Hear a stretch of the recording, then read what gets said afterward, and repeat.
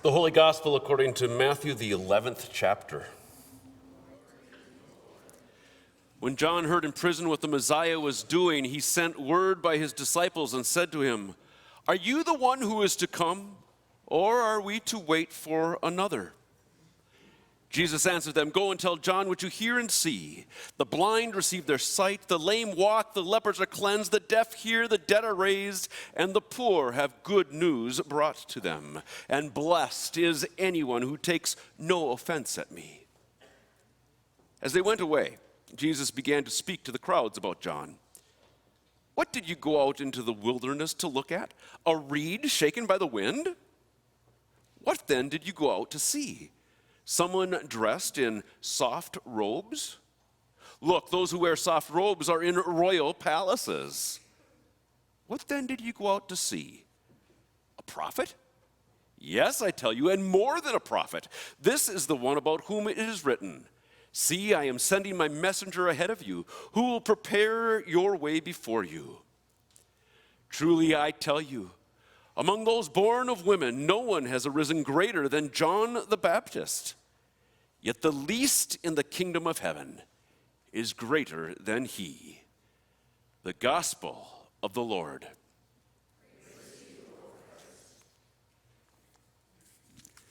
For those of you who are following the church here, or follow that closely, you might be wondering why, in the midst of the season of Advent, why we suddenly, almost intrusively now, are hearing Christmas music.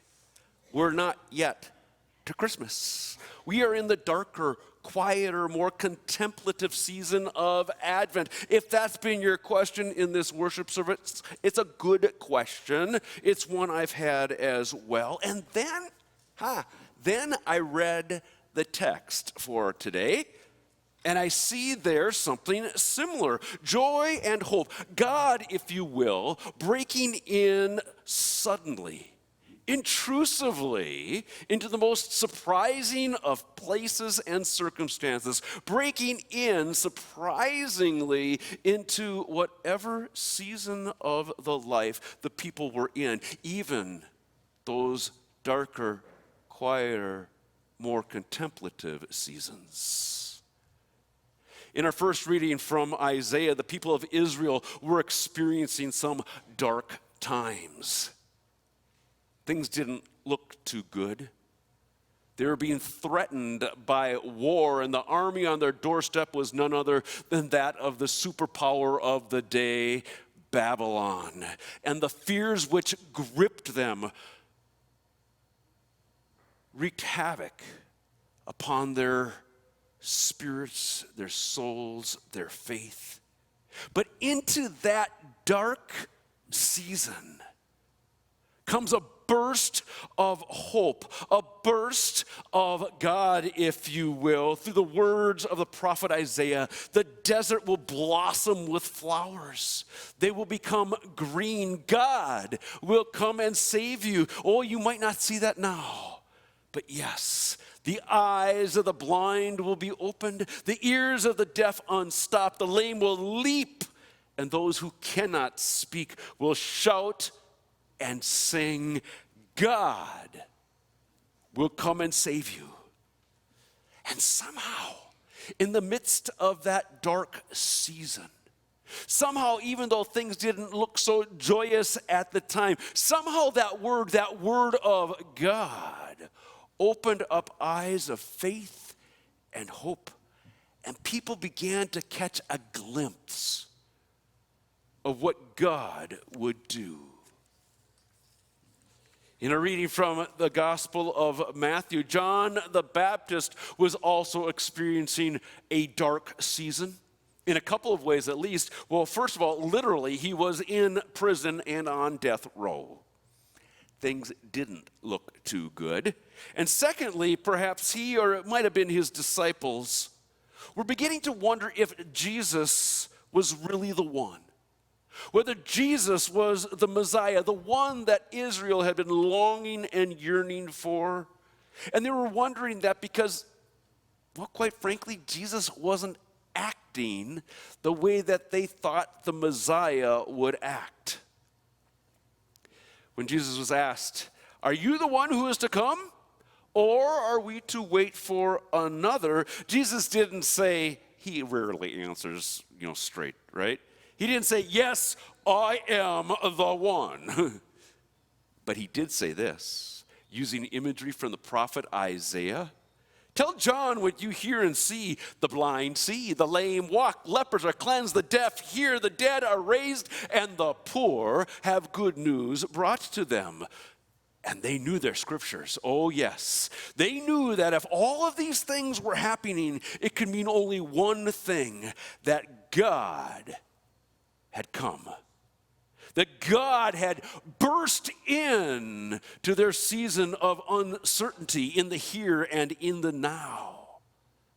And all of a sudden, in the midst of prison, or in the midst of darkness and doubt, in the midst of that season where things didn't look too good, God's hopeful and hope-filled promise burst in upon them. They could see now with the eyes of hope. They could see with the eyes of the Spirit rather than with the eyes of the times, or with eyes veiled, if you will, by a preoccupation with struggle or busyness or that season of life as usual. The story of John and his disciples is about encountering the world with hopeful eyes. It's about seeing and hearing what's going on right in their midst, perceiving God's activity and the kingdom breaking in spite of darkness around them. This morning, the good news that I want to declare to you is that their story can be your story as well. And it can be when you live Advent fully. Someone wrote, and I don't know, this was a long time ago that I saw this, but I remembered it. Someone said, "Eventually, we die. Advent, truly, we live." Eventually we die, adventually we live. And that's what you and I are being invited into today, living adventually.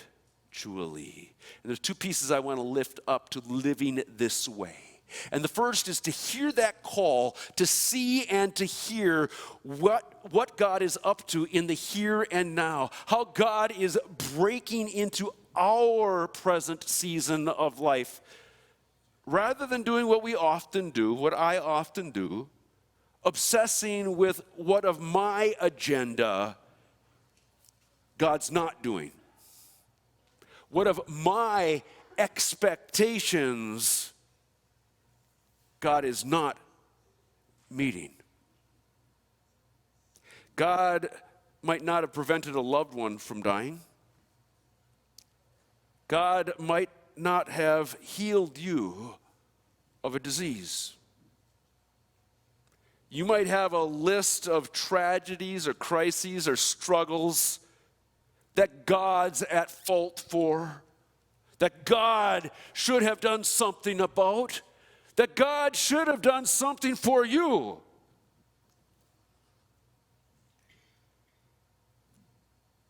It's a hard truth for me to hear too. But all that stuff, God didn't promise any of it.